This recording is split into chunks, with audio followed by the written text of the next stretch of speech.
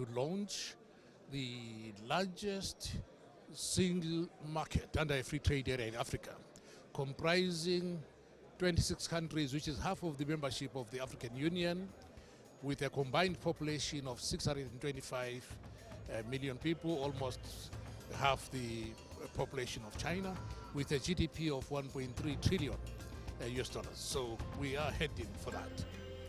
From Cape to Cairo, trading in Africa could soon become a whole lot easier. The Tripartite Free Trade Area will unite 3 existing trade blocs into the largest single market on the continent and could raise intra-African trade by 52%. But a continent-wide deal could also create new economic dynamics, and trade experts have cautioned that there is still much to do before the dream becomes reality. So how exactly will the Tripartite Free Trade Area function, and could this be the economic break the continent's been searching for? I'm Beatrice Marshall. Welcome to Talk Africa.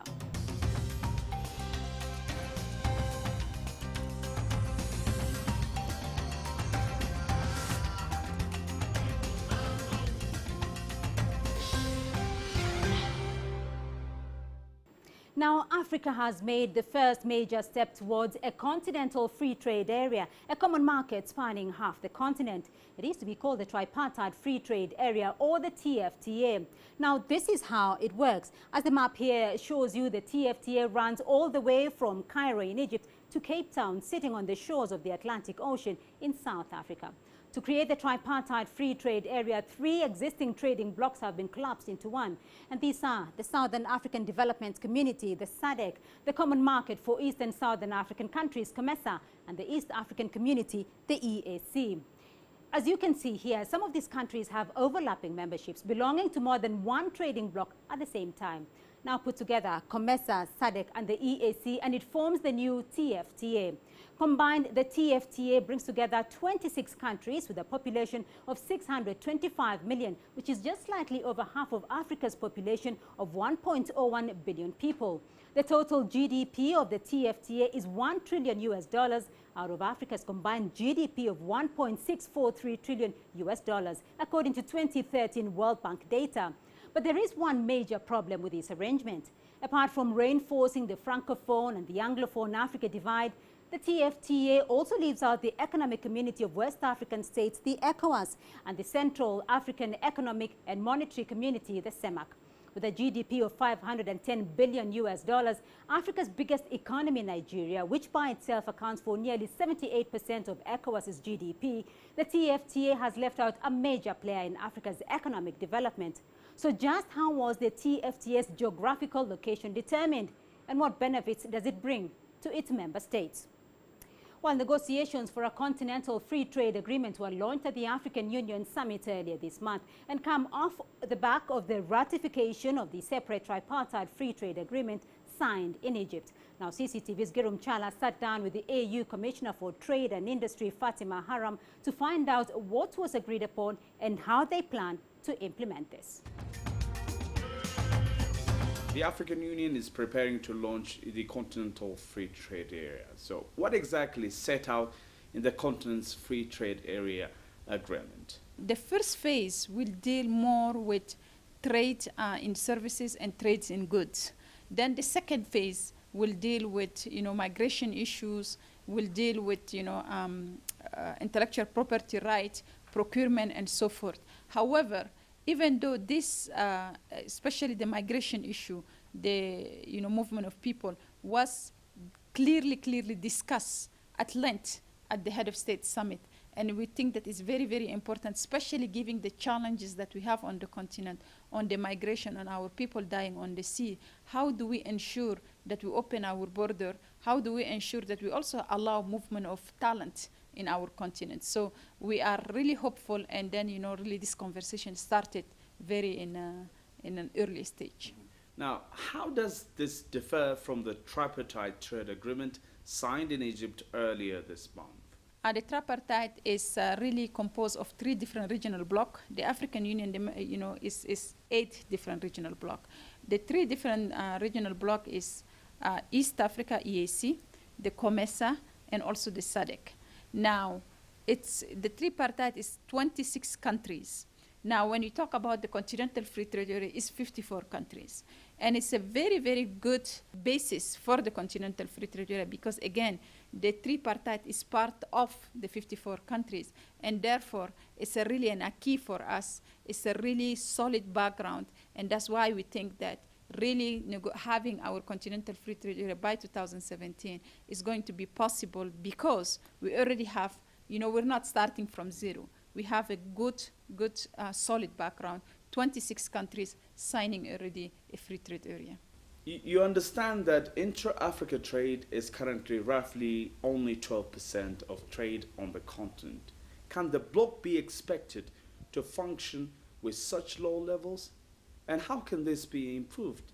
I think, first of all, the 12% is an accurate number, but as you know, the 12% do not capture the informal trade. So there is a lot of informal trade. When I talk about the cross-border trade, some of the time it's not captured by custom because it's informal. So I think that, yes, we can talk about formal 12%, which is very, very low compared to, Europe when we talk about 60%, North America 40%, and in Asia like 30%. So we need to do definitively something about it.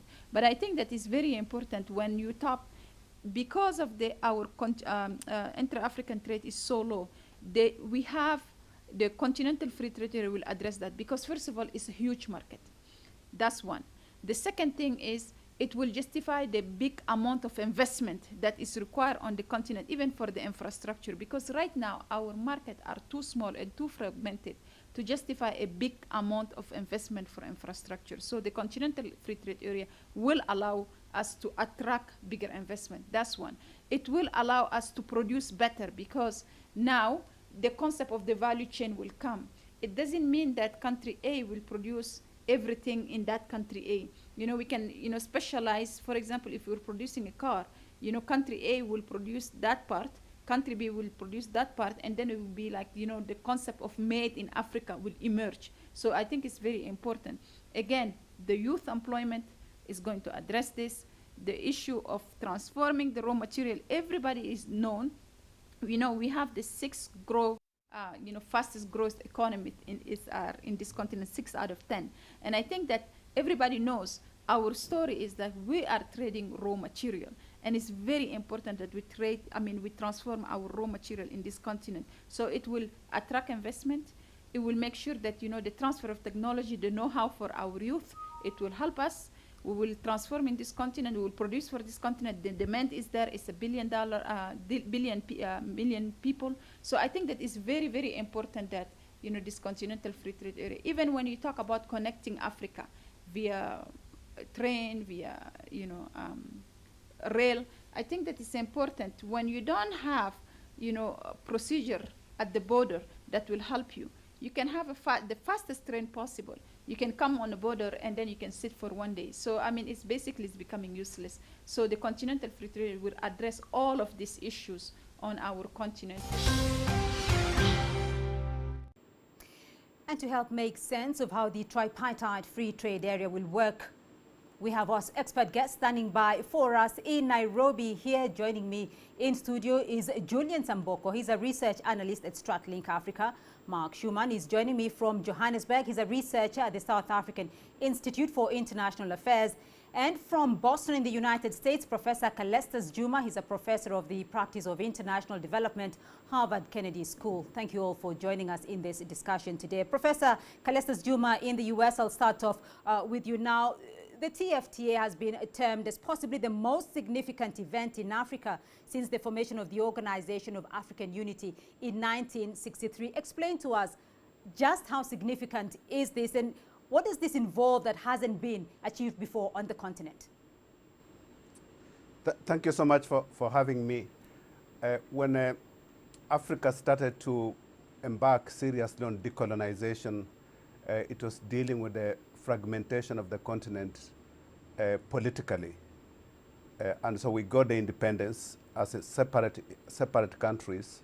Those countries continued to trade essentially with their former colonies. They didn't diversify their economies. They continued to export raw materials. What is happening at the moment is a product of incremental industrial development within Africa itself. And that's creating a new opportunity for African countries to move from political emancipation to industrial, technological, and economic emancipation. And that's why I equate it with the original really creation of an Africa, which was with a vision of a unified continent. That vision could not be realized without economic integration, and that's what's happening at the moment. And I think it's really exciting. It's a really a new Africa that is emerging at the moment. A new economic Africa that is emerging. 26 countries, though, having come together in the TFTA. Julian, to you, though, this is all rather ambitious when you look at the scale of what Africa is trying to achieve. Though, how will this all be implemented? Thank you very much for having me, Beatrice. I think the most important thing to realize is that for the longest while, we have had a number of regional blocs in Africa which have been affected by the case of dual membership. For example, Tanzania is a member of SADC, it's a member of EAC, and therefore the TFTA coming at this point, I think it seeks to streamline some of those redundancies we've been having, and I think the most critical thing is that we have a protocol, if I may call it, in place, and I think the implementation will be based essentially on the sort of political will it receives. There is the political will that is going to receive, but to you though, Mark Schumann, in Johannesburg, is this bound to disappoint? What's your take? Thanks, Beatrice. I think this is definitely a very important milestone. The current agreement is a result of the last 5 years of negotiations, and that's certainly a significant achievement. But I do think that we should be skeptical about celebrating the benefits of this too early, for a number of reasons. For example, currently only 16 of the 26 potential member states have actually signed the agreement, and there are a number of countries that are a little bit wary about signing it before they fully understand the economic implications in their own country. So that may take some time. For example, South Africa, which has been one of the greatest proponents of the TFTA, hasn't actually yet signed the agreement, probably because South Africa exists in its own Southern African customs union with its immediate neighbors, Botswana, Lesotho, Namibia, and Swaziland. And they all have a common external tariff. So in order for them to enter into this agreement and reduce tariffs for the other member states, they have to all agree to this. So there's going to be some obstacles in terms of getting all the rest of the member states to actually sign on to this agreement. And then after that, there's a period of 2 years where the agreement has to be ratified and implemented in terms of domestic legislation. And there are a couple of challenges there as well. Right. And then after that process is completed, there's some questions about how important tariff liberalization is compared to, for example, non-tariff barriers to trade. And if we take the example of the Tripartite Free Trade Area, which was signed in 2008, it hasn't helped that much to increase intra-SADC trade.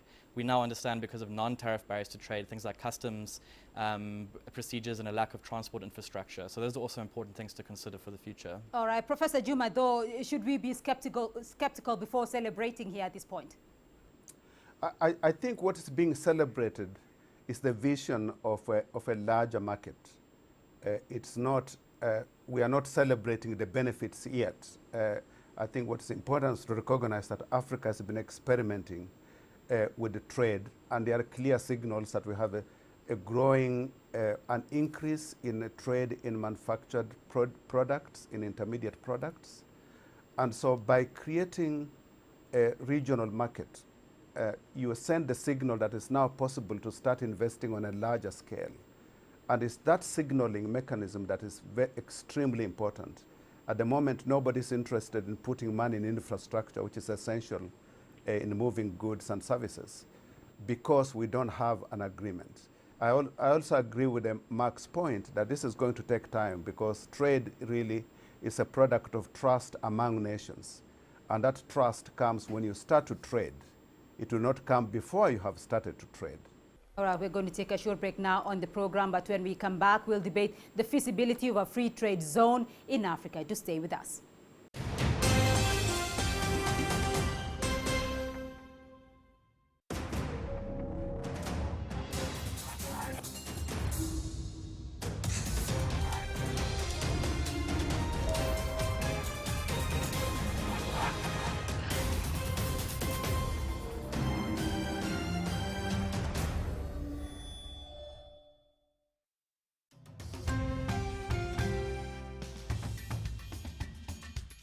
We still have a long way ahead of us before this agreement enters into force. We need to finalize our negotiations on the exchange of tariff offers, the rules of origin and trade remedies. We must complete the ratification procedures. In addition, let's be realistic. We will face unforeseen challenges, but the rewards are definitely worth the efforts needed to overcome those challenges.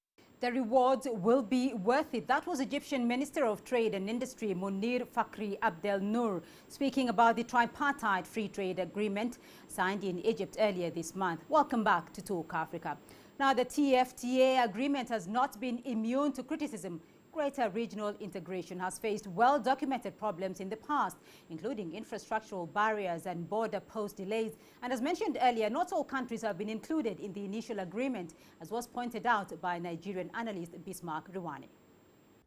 Earlier this month, representatives from 25 African nations signed an initial agreement that will bring together more than 60% of the continent's gross domestic product, valued at $1.2 trillion, including two of the most developed economies in Africa, South Africa and Egypt. But Nigeria, the continent's largest economy and most populous, will be kept out of the zone. Although analysts say that the agreement looks like a progressive step on paper, they're skeptical of its success, as it will require negotiations and ratification by national parliaments. If you take African GDP of $1.2 trillion, Nigeria's GDP is already 35% of African GDP. If Nigeria is not part of this, then any African economic story without Nigeria is totally incomplete. So it's a good objective, and it has to be approved by each of the countries, the parliaments of each of these countries. There are 54 African countries. It'd be extremely difficult to see all of these countries passing it, because it needs free flow of goods, free flow of people, free flow of investment. According to analysts, other factors to consider before implementing the deal are language barriers, as well as the need to develop intra-African infrastructure, which is minimal and in a poor state. The challenges are that it is a very bureaucratic system. These countries, some of them are Arabic speaking, some of them are English speaking, some of them are French speaking. They cut across, the infrastructure doesn't support and facilitate this, because you cannot drive a car or enter a train from Cairo to Cape Town, right? So it's a very, very elegant concept, but it's going to take a long time to accomplish, and not to talk of when you see the benefits. The benefits take much longer to accrue to the participating countries. The TFTA was widely welcomed by the world business community, with many praising the new protocol, which would put in place a harmonized trade regime. But with so many obstacles in the way, some analysts have suggested strengthening the smaller regional trade blocs that are already in existence before adopting larger agreements which present far more challenging issues. Before you combine those three groups, it is first to make those work first, and so they can see the benefits of a combination, rather than trying to combine 54 African countries. So if ECOWAS as a group can work towards an improvement in the economic conditions of West Africa, if the EAC, the East African Community, which is working very well, can do that and improve the quality of life and the economic output in East Africa, then if the SADC, which is South African Development Area, can do that, then you have it. But right now you can see what's happening in South Africa. They are even pushing foreigners away. So on one hand, they are pushing foreigners out. On the other hand, you are saying you are trying to integrate. So there's some inconsistency there. Matthew Edwards, CCTV. Well, let's get back now to the discussion. My guest is still with me, Julian Samboko, research analyst at Stratlink Africa, Mark Schumann, researcher at the Southern African Institute for International Affairs in Johannesburg, and Professor Calestas Juma, professor of the Practice of International Development at the Harvard Kennedy School, joining us from the U.S. Julian, first to you. Egypt's trade minister there said there would be unforeseen challenges. I mean, it will be worth it, but there will be unforeseen challenges here. What are those challenges, do you think? I think just borrowing from the recent history we've had, if you're to look at the East African community as a case in point, whereas we appreciate that the East African protocol provides for variable geometry, for instance, whereby in view of the larger economic bloc, if two or so nations have agreed on something, they can proceed forward. We have experienced undertones of political disquiet, for example, where Tanzania and Burundi have been labeled as coalition of the unwilling, and Kenya and Uganda, for instance, have been labeled as the coalition of the willing. And therefore, that kind of friction is likely to be one of the unforeseen challenges being mentioned by the Egyptian official. Professor Juma, though, if the regional economic communities cannot get it right up to this point, is there any hope really for the TFTA? I think there's the assumption that a free trade area has to be perfect is actually a wrong one. There is no free trade area in the world that is actually perfect. Problems arise. One of the important functions of a free trade area is that you have a mechanism for ironing out those differences and sorting them as you go. It's a process for continuous learning and experimentation. When the negotiations were launched in 2008, it was estimated that the value of the market, the GDP of the market, was roughly $650 billion. We are now, just in a very short period, we see this significant increase in estimates, which is roughly $1.3 trillion. A large part of that has been a recognition of the trade that has already been going on within the regional bodies. So I think we can look at the challenges that need to be solved, but we also need to look at the opportunities and the experiences of Africans themselves in expanding trade among themselves. The negotiators are not building this from nothing. They are actually building it from past experiences. All right, Mark Schumann, though, are we seeing this sort of success, though, with the Southern African Development Community? Because the SADC's trade protocol, which was signed by about 11 members, wanted to liberalize 85% of intra-regional trade by 2008, 100% by 2012. All these were missed. Are we seeing much success, though, to build upon from SADC? Yeah, I mean, I think that it is a valid criticism to say that these regional economic communities within their own territories have not been as successful as perhaps they could have been. But I think from the SADC context, SADC actually has a lot to benefit from cooperating in such an agreement with the other regional economic communities. In a lot of areas, SADC is widely regarded to be less far down its integration plan than other regional economic communities like the EAC and COMESA. And SADC can definitely benefit from some of these positive effects rubbing off on its own policies. For example, in preparation for this TFTA, all three of the regional economic communities implemented a non-tariff barrier monitoring mechanism, which allows companies engaging in cross-border trade to register and notify countries that are implementing non-tariff barriers to trade. And that's definitely been a helpful and an important improvement that SADC probably wouldn't have implemented if it hadn't been part of this agreement in the first place. Julian, so we are seeing the absence of Nigeria, Africa's largest economy here, is not part of the Tripartite Free Trade Area. What was the consideration, though, for the countries or for the groupings that came together to form the TFTA?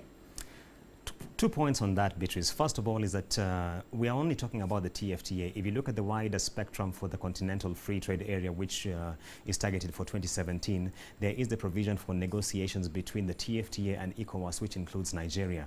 And I think the spirit underlying this is that there should be some reasonable measure of macroeconomic convergence between nations uniting to form a trade or economic bloc. And I think it's important that we establish them first between the three blocs, EAC, SADC, and COMESA, and then gravitate it more towards the ECOWAS section. And I think the most important thing is that right now we are seeing a sense in which there is the mainstreaming of trade and liberalization of policies across the entire continent. Professor Callistus Juma, though, is that a concern that Africa's largest economy is missing from this TFTA? Nigeria needs to provide leadership in West Africa with its neighboring countries and the other regional bodies in West Africa, so they can do for West Africa what has been done for Eastern and Southern Africa. That's a responsibility that Nigeria should take as a leading economy in that region. So that's the first point I wanted to make. The second is that with the creation of the tripartite arrangement, large manufacturing investments are likely to start drifting towards Eastern and Southern Africa because that's where there is the opening up of markets.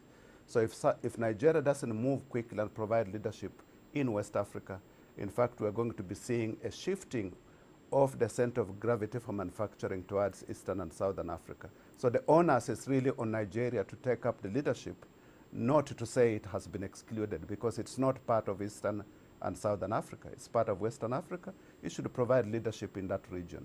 What will be the impact, though, Professor Calestis Juma? What will be the impact on smaller economies like Rwanda, like Burundi, like Namibia? What will be the impact on those countries?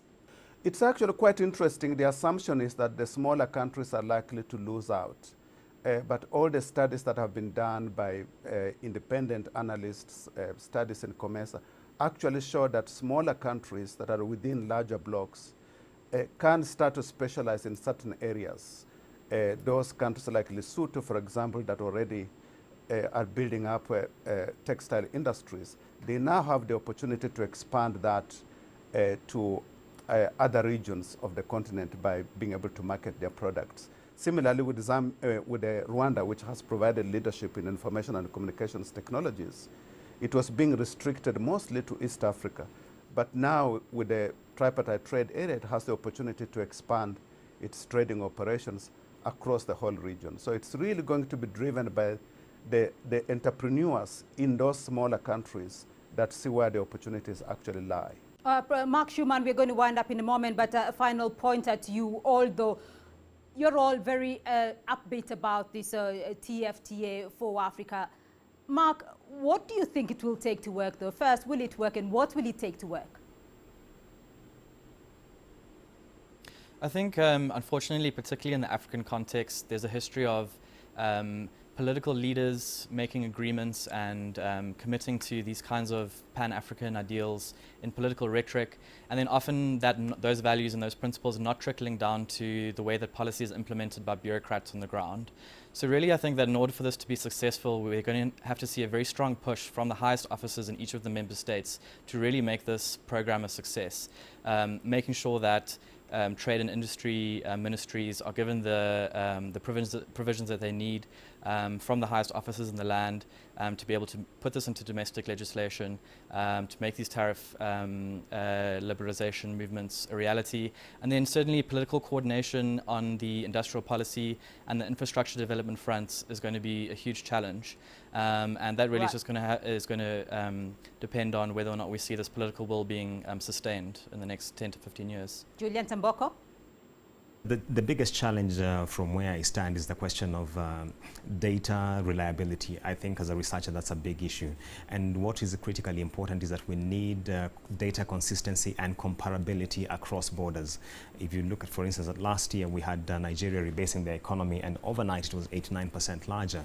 And therefore those kind of issues, especially when you're talking about such a large block, will be key points to look at. Professor Calestis Juma? I think the most important political lobby and driver of the creation of this market is going to be industrialists. When you start to get industrialists that are interested in investing in trans-border commercial interactions, those are the ones who are going to generate pressure on governments to make sure that the tariffs are reduced, the infrastructure is in place, corruption is reduced to actually make it work. So we should be starting to talk more with entrepreneurs and industrialists, because they are really the champions of trade.